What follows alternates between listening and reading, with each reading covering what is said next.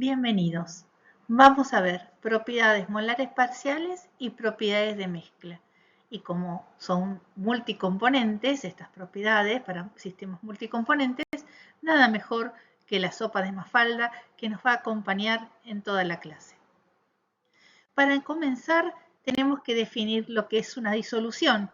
Una disolución es una mezcla homogénea, un sistema monofásico con más de un componente. La mayor parte de la química de los alimentos justamente tiene lugar en la disolución. Las bases pueden ser sólidas, líquidas o gaseosas. En las disoluciones o soluciones ideales, las sustancias puras tienen similares interacciones que en disolución.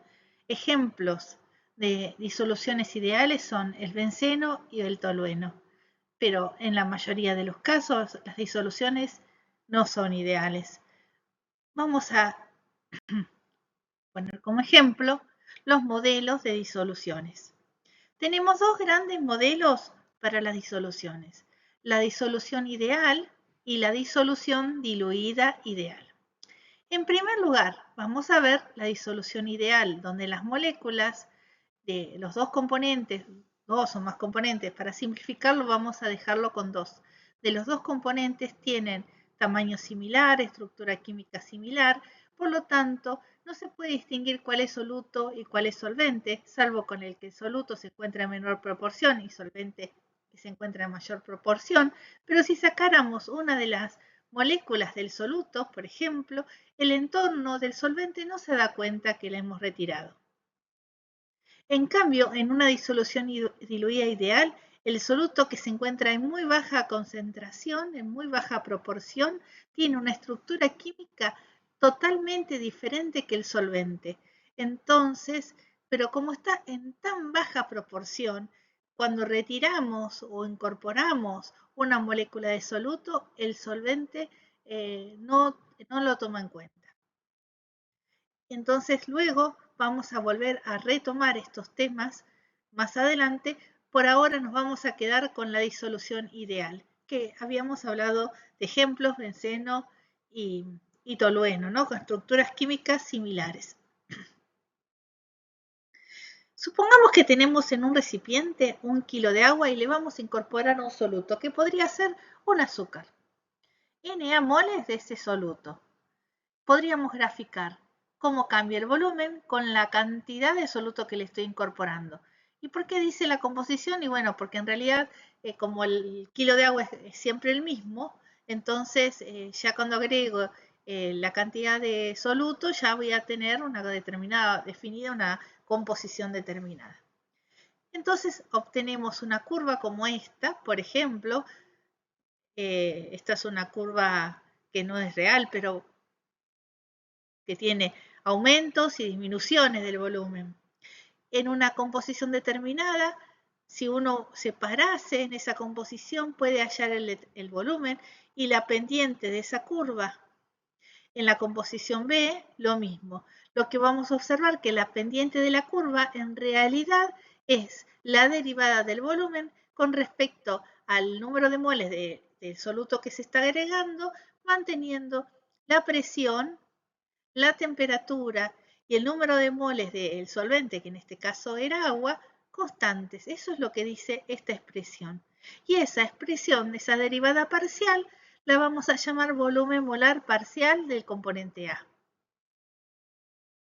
Entonces vamos a definir que el cambio de volumen de esta disolución está relacionado con un cambio de presión y con un cambio de temperatura y con un cambio del número de moles de cualquiera de los componentes, tanto del soluto como del solvente, y eso lo vamos a representar como una sumatoria. Y recuerden en la propiedad total, entonces la derivada del volumen con respecto a la presión a T constante y el número de moles totales constante, diferencial de P, más la derivada del volumen con respecto a la temperatura, manteniendo la presión y el número de moles constantes, diferencial de T. Y para terminar, la derivada, que sería esta derivada parcial, que representamos como el volumen molar parcial, por diferencias de número de moles y todo eso de cada componente en particular. esta propiedad que le aplicamos a la propiedad volumen, esta derivada, este diferencial que lo aplicamos a la propiedad volumen, lo podemos hacer con cualquier otra propiedad. La entalpía, la energía interna, la energía libre de Helmholtz. Cualquiera sea, va a tener esta forma y lo que vamos a hallar, entonces, una generalidad. Y vamos a decir, bueno, una propiedad molar parcial es la derivada de esa propiedad con respecto al número de moles de un componente, manteniendo la presión, la temperatura y el número de moles del otro componente constante. Pero para la energía libre sería de esta manera. Es tan importante la energía libre que justamente la propiedad molar G sub I molar parcial tiene un nombre propio y ese nombre propio es el potencial químico. Entonces vamos a remarcar esto otra vez y repasarlo para nuestra propiedad estrella en físico-química, la energía libre. Lo tenemos expresada la misma ecuación que habíamos hecho para el volumen, ahora es con la energía libre. Así que donde estaba la B, ahora está la G. Y la propiedad molar parcial G sub I ahora se llama potencial químico. Entonces en esta ecuación se reemplaza directamente por esta otra donde aparece la sumatoria de nu sub I diferencial de n sub I. Recordemos que nu sub I es el potencial químico. Y por lo tanto, lo vamos a poder aplicar en cualquier propiedad y siempre va a ser con respecto a la presión y a la temperatura constante. Y así vamos a obtener todas las propiedades molares parciales, el diferencial total de todas las propiedades molares parciales.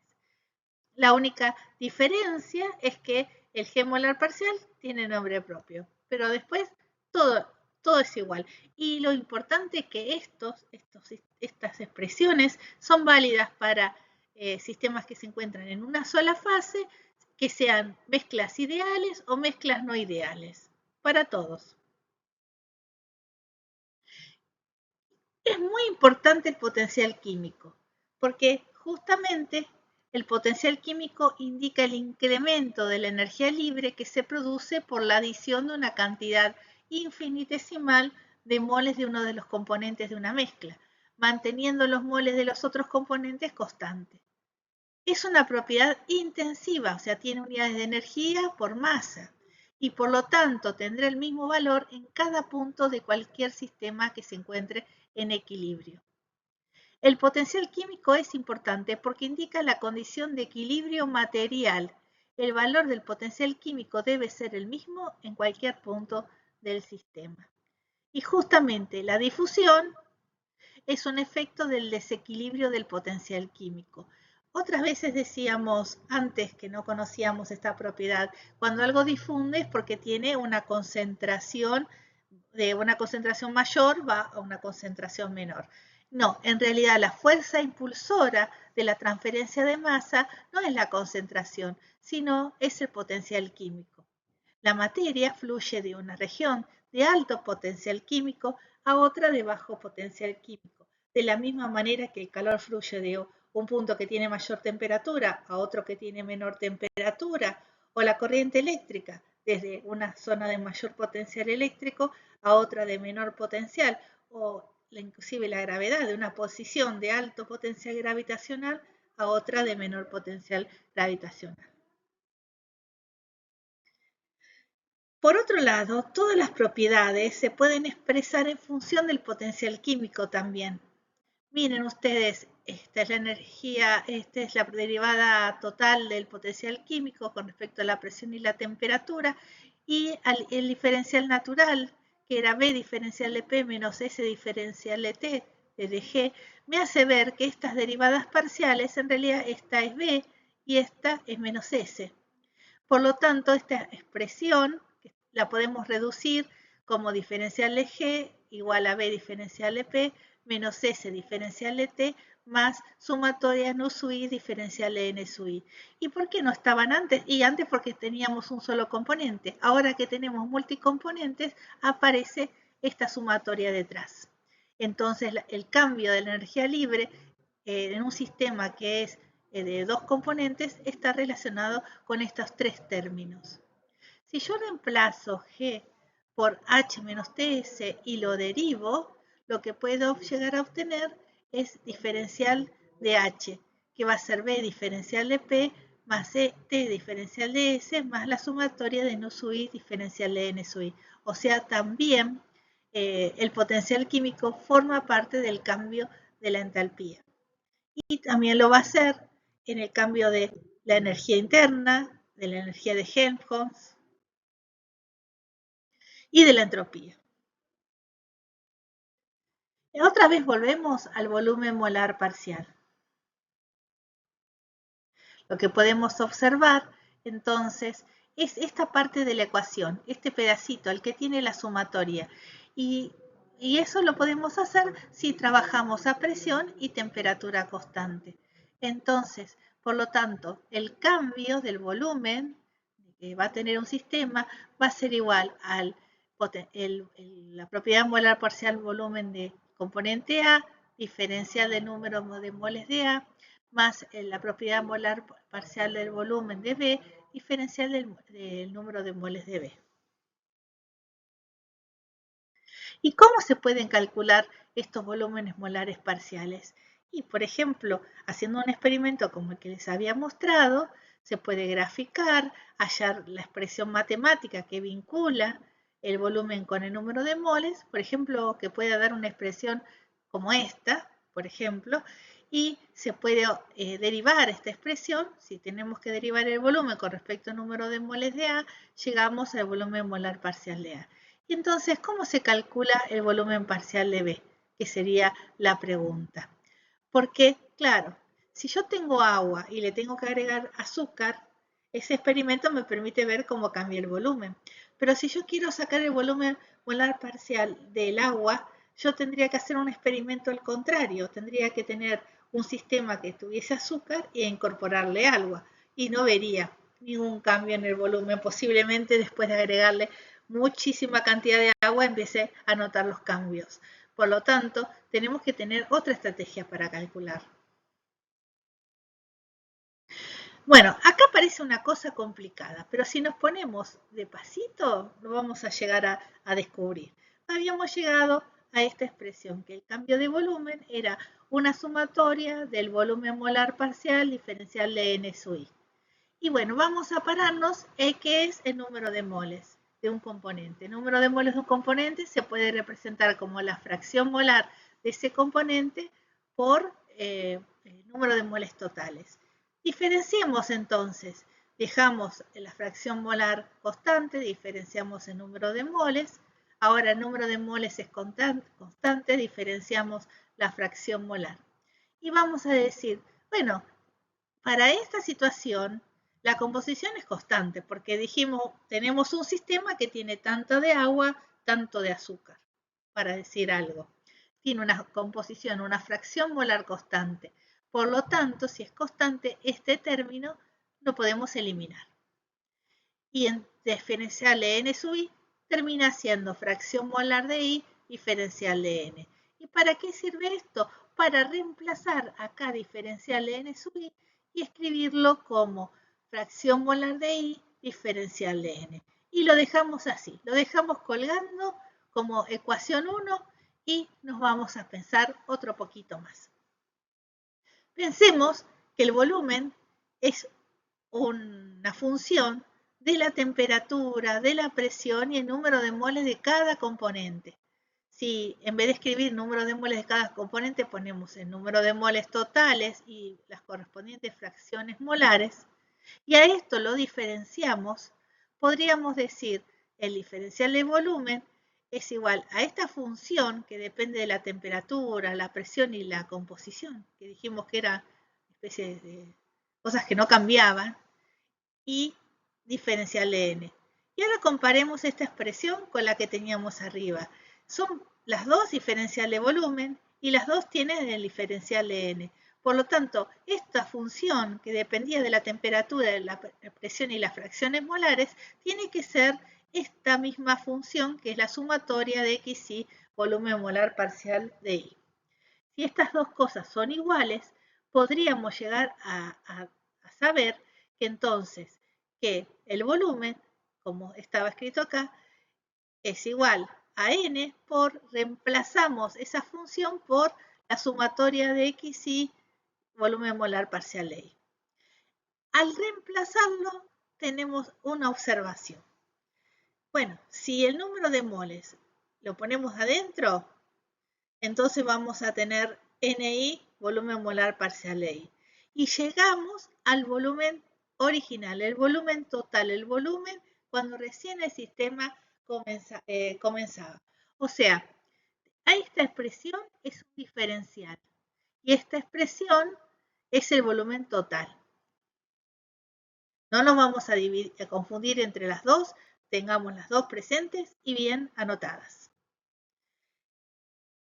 Veamos el caso que no sabíamos cómo calcular el volumen molar parcial de la otra sustancia. Entonces, habíamos dicho cómo lo podía calcular. Y entonces, ¿qué es esto? Esto es el volumen B.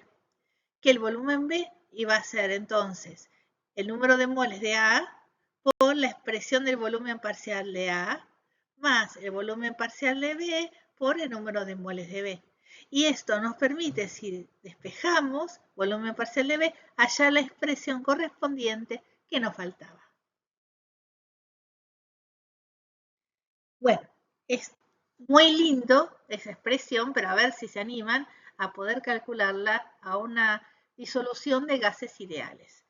Bueno, es una de las disoluciones más simples porque tenemos una ecuación que nos ayuda a trabajar en él. Entonces, presión por volumen es igual al número de moles. Si tenemos dos componentes, dos gases, A y B, entonces nos queda expresada de esta manera. ¿Y cómo hago para sacar el volumen polar parcial del gas A? Entonces, voy a despejar acá de la ecuación el volumen. Y de esta manera voy a derivar con respecto a, y va a quedar entonces ERT sobre P. Y si hago lo mismo y quiero sacar el volumen molar parcial de B, también me va a quedar ERT sobre P. Y recuerdan ustedes que yo les había contado que el volumen total es igual a la sumatoria de N sub I por volumen molar parcial de I. A ver si eso es cierto. Si eso es cierto, si tengo que volver a la ecuación inicial. Na, volumen molar parcial, era RT sobre P más NB RT sobre P, que es el otro volumen molar parcial. Entonces llegamos a la expresión inicial. N total RT sobre P.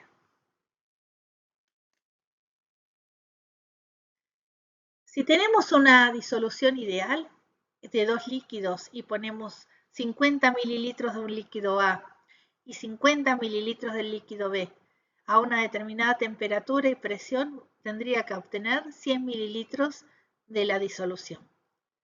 Eso sucede cuando una disolución es ideal. Benceno, tolueno, habíamos dado ese ejemplo. Pensemos ahora qué pasa con el agua. 50 mililitros de agua con 50 mililitros de etanol. Si lo sumo, no da 100 mililitros de disolución. Tenemos 96 mililitros de disolución. Entonces, vamos a decir que cuando hablamos de volumen así, volumen molar con un asterisco, nos estamos refiriendo al volumen del agua pura. El volumen del agua pura es una de las expresiones que vamos a usar mucho. Entonces, siempre va a tener el asterisco. Y si multiplico el número de moles de A por el volumen del agua pura, más el número de moles de B por el volumen del agua pura, no llego al volumen total. El volumen total es otro. Esto sucede cuando una disolución no es ideal. Si la disolución es ideal, cumple, entonces esta ecuación se reemplaza por esta otra. Número de moles de A, volumen molar parcial de A, más número de moles de B, volumen molar parcial de B, igual al volumen.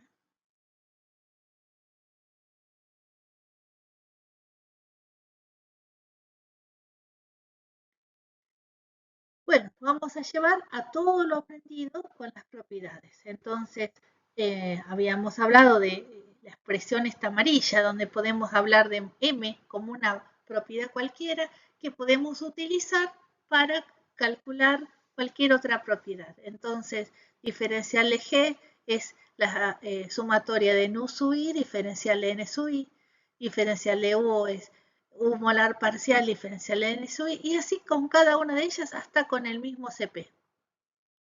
Y por lo tanto el volumen total también va a ser una expresión generalizada, acá puse la letra M, va a ser G total, va a ser la sumatoria de nu sub i, mu sub i, y así con cada uno de ellos. O sea, me permite calcular a través de las propiedades molares parciales la propiedad total. Y esta expresión me permite calcular el diferencial de esa propiedad total siempre y cuando se encuentre a una determinada presión y temperatura que no cambie. Bueno, lo más simple siempre es un gas ideal, porque un gas ideal es lo más sencillo para calcular, tenemos una ecuación, así que cuando hablamos de disoluciones nos vamos a dar una disolución de gases ideales. La ecuación que ustedes pueden ver, la primera de todas, es la ecuación de la energía libre, el cambio de energía libre de cualquier sustancia pura. Pero ahora lo vamos a aplicar al gas ideal que no cambia tampoco su temperatura. Entonces, acá lo podemos eliminar, la parte que el término correspondiente al cambio de temperatura. Y por lo tanto, donde aparece B, lo podemos reemplazar por la ecuación de los gases, nRT sobre P. Y también podemos definir una presión que va a ser la presión estándar o la presión de referencia, que le vamos a poner P cerito, ¿se acuerdan que lo habíamos hablado en otras ocasiones? Que corresponde a una atmósfera. Entonces va a empezar desde 1 hasta una presión cualquiera. O sea que lo vamos a pensar de forma tal que nuestra presión de referencia es 1.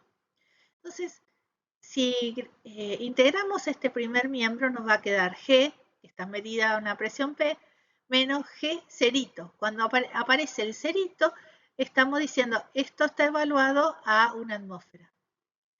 Y de este lado queda, si lo integramos, nRT logaritmo de P sobre P cerito. Y entonces observamos que este G cerito sí, está definido para una temperatura fija o una temperatura determinada. Es decir, G cerito es un estado estándar que depende de está a una atmósfera y una temperatura T cualquiera. Y esta otra parte, este otro término, nRT logaritmo de P sobre P cerito, la presión puede ser en bares o atmósfera, esto es una dimensional, este número que está acá abajo, P cerito, sabemos que es un bar o una atmósfera, como quieran ustedes ponerle. Ahora ya tenemos cómo se define la energía libre de un gas ideal. Ahora mezclémoslo. Si mezclamos los gases ideales, lo que vamos a obtener es no una presión total, sino vamos a sacar una presión parcial de cada uno de los componentes. La presión parcial la vamos a expresar como P con un subíndice I. Entonces, la ecuación es exactamente la misma que habíamos visto antes. Ahora, lo que podemos hacer es ponerle aquí el subíndice I y ya no vamos a llamarlo más G molar, sino le vamos a decir cambio del potencial químico. Y todas las otras propiedades son exactamente iguales. Llegamos a lo mismo,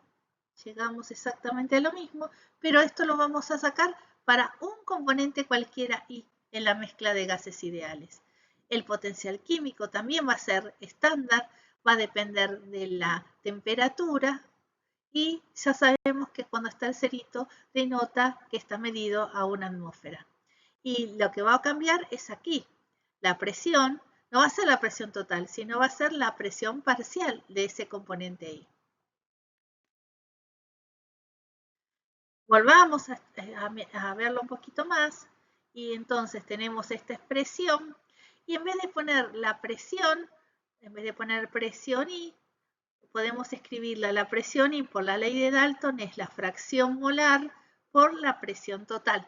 Por lo tanto, reemplazando aquí X sub I por P y acomodando un poquito los términos y dejando primero la presión, vamos a llegar a 3 términos. En este primero, lo que observamos es que es en realidad el potencial químico de un gas puro que está a una presión distinta de una atmósfera y a una determinada temperatura fija. Y este otro pedacito de la ecuación, RT logaritmo de la fracción molar, se suma a lo que ya estaba antes. Entonces, en una mezcla de gases ideales, el potencial químico va a ser el potencial químico que vamos a llamar asterisco, que es el potencial químico del componente de gas puro a una determinada temperatura y otra presión, que no es justamente la presión atmosférica. Y el término que habíamos hablado, RT logaritmo de XY. Si la mezcla es una mezcla de gases ideales, la fracción molar es un número que está siempre entre los valores 0 y 1. Por lo tanto, el logaritmo de este número es un número negativo. ¿Y qué quiere decir? Que cuando tengo una mezcla de gases ideales, este término va a restar al potencial químico del gas puro. Por lo tanto, el potencial químico en una mezcla es menor al del gas puro. Y esa es la justificación termodinámica de la difusión. Veámoslos graficados porque así se va a entender un poquito más. Entonces, de 0 a 1 es la fracción molar de los gases. Puede ir desde el valor 0 hasta el 1. Cuando se encuentra con el 1 tenemos el potencial químico del gas puro. En ese caso es este punto. Y cada vez que aparece menos cantidad o sea, el componente I está en menos proporción, nos vamos desplazando, nos vamos hacia la izquierda y lo que vemos es una curva como esta, donde en proporciones muy pequeñas el potencial químico se hace casi, tiende a menos infinito. O sea, se hace muy pequeño. Entonces, si el potencial químico tiende a 0, la fracción molar tiende a 0, el potencial químico se tiende a menos infinito. Si la fracción molar tiende a 1, el potencial químico tiende a ser el potencial químico del componente puro, justamente.